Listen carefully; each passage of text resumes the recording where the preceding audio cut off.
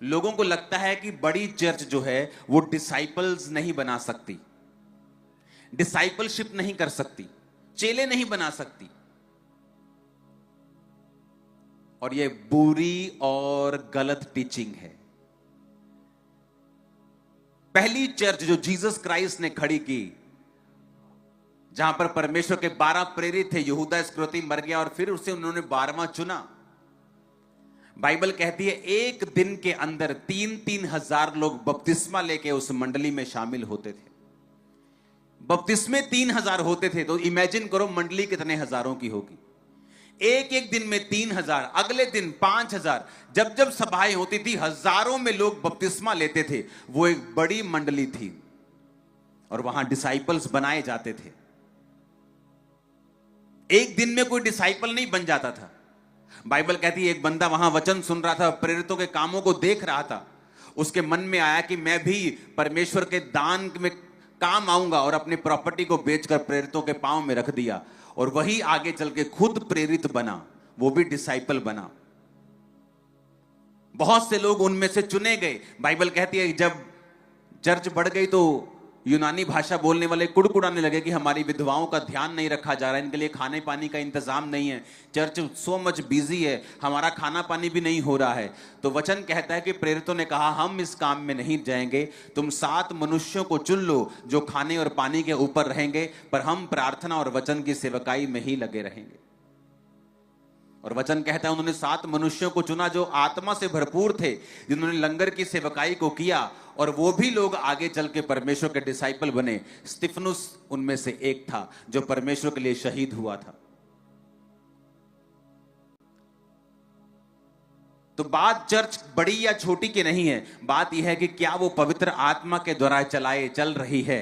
क्या वो church sufferings के लिए तैयार है, क्या वो दुखों को सहने के लिए भी तैयार है कि नहीं, क्या वो परीक्षाओं को सहने के लिए भी तैयार है कि नहीं।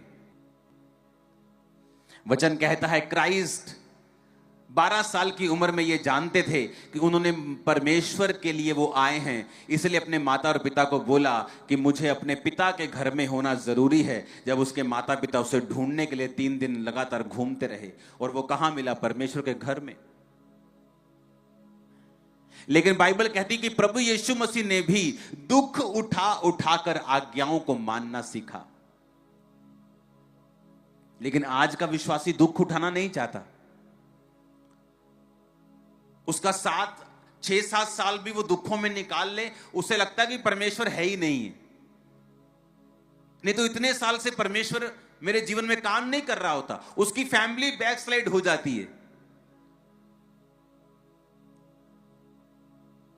और शायद इसीलिए वचन कहता है कि परमेश्वर तुम्हें प्रेरितों के और भविष्यद्वक्ताओं की एग्जाम्पल देगा कि उनके जीवन को देखकर तुम परमेश्वर में समझना।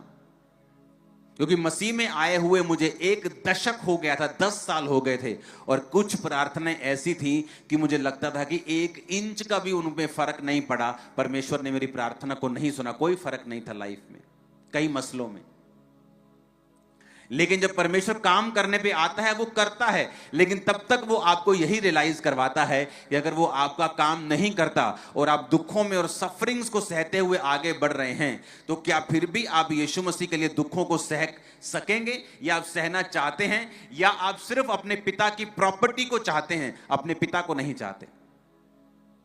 कुछ बच्चे होते हैं अपने पिता की प्रॉपर्टी से प्यार करते हैं, पिता मुझे प्रॉपर्टी दे दे, अपना बैंक बैलेंस दे दे, लेकिन जब पिता बीमार होता है उसकी टेक केयर करना वो नहीं चाहते। लेकिन पिता की अच्छी अच्छी चीजों को सब चाहते हैं, पर सेवा करना नहीं चाहते, टाइम देना नहीं चाहते, सफर नहीं करना चाहते। आज क्रिश्चियंस हैं जो परमेश्वर से ब्लेसिंग चाहते हैं, बरकत चाहते हैं, उनके बच्चों की जिंदगी में काम हो जाए, उनके बच्चों की लाइफ में काम हो जाए। लेकिन जब परमेश्वर उनको दुख उठाने के लिए कहता है, वचन कहता है, परमेश्वर का पौलुस दास कहता है कि मैं दुखों को उठाता हूं, लजाता नहीं हूं। कहता मैं शर्मिंदा नहीं होता हूं कि परमेश्वर के कारण मैं दुख उठा रहा हूं, इस बात से मैं शर्मिंदा नहीं हूं। क्योंकि सफरिंग्स जो आप क्राइस्ट के लिए उठाते हैं, ये वो सफरिंग्स नहीं हैं जो आपने अपनी जिंदगी में ऐसे ही उठाई हैं कि आपको बुरा पार्टनर मिल गया, आपने सफरिंग्स को देखा है, या आपने कोई गरीबी की सफरिंग्स को, दुखों को देखा है, लेकिन जब आप मसीह में दुखों को उठाते हैं तो वो दुख आपको नेक्स्ट लेवल के लिए तैयार करते हैं। वो दुख आपको परमेश्वर के करीब करते हैं। कई बार